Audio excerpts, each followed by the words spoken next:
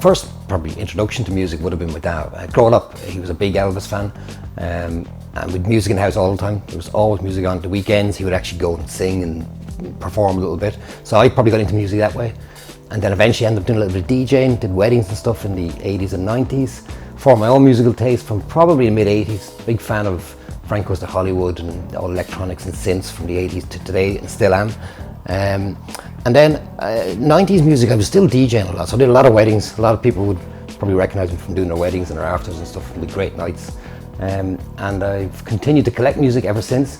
I love vinyl. I've been collecting it since the 80s. I'd never sell my own vinyl records, ever.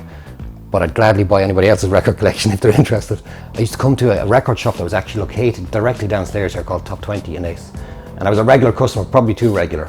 And then the boss asked me one day would I be interested in working in a record store. And a teenager, if you're going to ask me if they're interested in working in a record store, are going to say yes. Shop closed around 2010, I think. And so I opened up here just before Christmas as a pop-up shop, selling records again. Exactly where I used to buy records and where I used to work a long time ago. So this wall, the other side of the shop, is all new vinyl.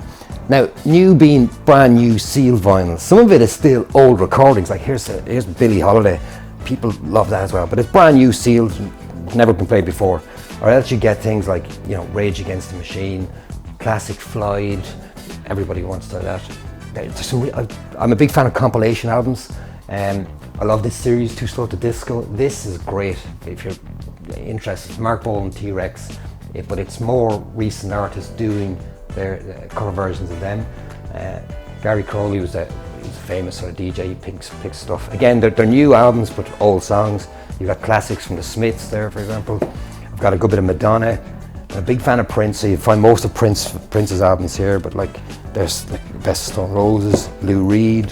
You know, these are classic albums that have been reissued, but they're new and sealed, so I have all that. There's AC/DC.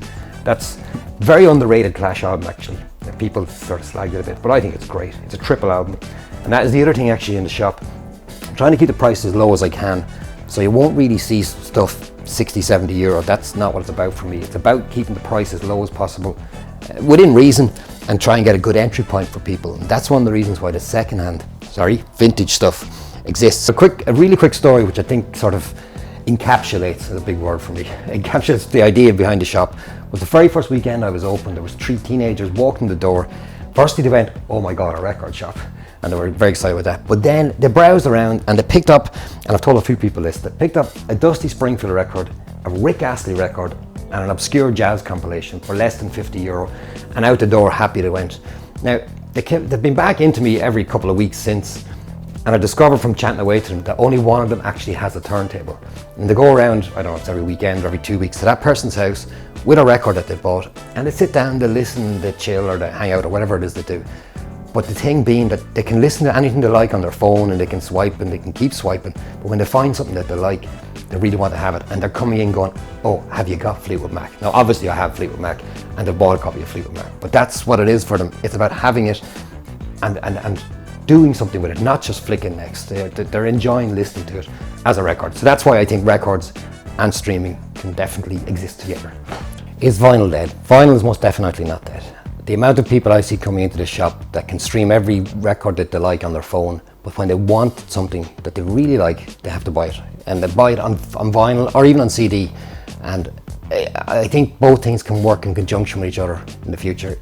You can stream anything, and when you find something that you love, you want to have it to keep. And to have it to keep, it's not on your phone, it's not streaming, it's a physical record. So I think both things can work together in the future. And I really, really believe that, especially from being here over the last couple of months. People coming in thinking it's dead and being surprised, and then browsing around and going, I know what it's about now. And they walk out with a record in their hand, whether it's something from the 1940s to something from 2024. Vinyl is definitely not dead. Vintage vinyl, pre-loved vinyl, whatever you want to call it, but it's vinyl from the past. And it's fascinating for me that we've got old vinyl in the shop and we got new vinyl. And you see a lot of people coming in and they only want the old, they only want the original, they only want the vintage stuff. But in here I've got everything from like a lot of country and stuff, Irish country, then you got Irish vintage U2 are even considered vintage today, but then you got 1940s and 50s, 60s, not necessarily rock and roll, the other sort of 60s, because the 60s wasn't all about rock and roll, there was a lot of other stuff. These guys are fascinating. I think a lot of people come in and go, don't know who they are, and listen to them, and fascinating. It's a lot of their stuff. Show tunes and musicals, again, really interesting stuff, because people perform these things in school plays and things, and then really want them. Like over Christmas, Annie, I think, might have been on locally here, and a couple of copies of Annie. There's like an original Gone with the Wind, and people were buying that. Classical music, still people are interested in that as well. And then these are two sections that people are fascinated when they look at. When I opened the shop first, I couldn't really get any Beatles stuff in, but I could get stuff that was slightly connected. So this is a section I call Not the Beatles.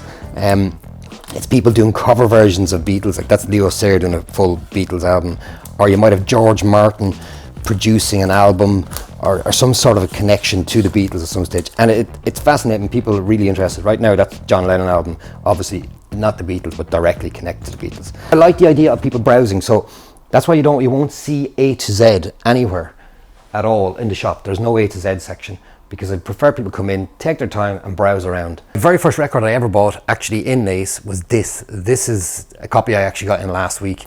1984, Frankie Goes to Hollywood, Welcome to the Pleasure Dome, Relax, the song everybody knows. But I bought this album in a shop not far from here, brought it home actually, and my mother, and she'll kill me for telling this story, said to me, you can't have that filth in this house. It was 1984. Let's just say I was an early teenager. So she told me to bring it back. I never actually brought it back to the shop. I hid it in my room, and when she wasn't in the house, I used to play it. And I think that's the joy of vinyl records, is that just holding this in my hands right now, I'm back to that actual moment in time. Now I love this album to this very day, but the same thing is happening even today. People coming in, buying brand new albums, whether it's Taylor Swift or it's Fleetwood Mac or whatever it is, it's giving them memories for the future. And Spotify and streaming, nothing against it, but it doesn't actually do that. Holding a vinyl record in your hand does that. And that brings me back to 1984 right now.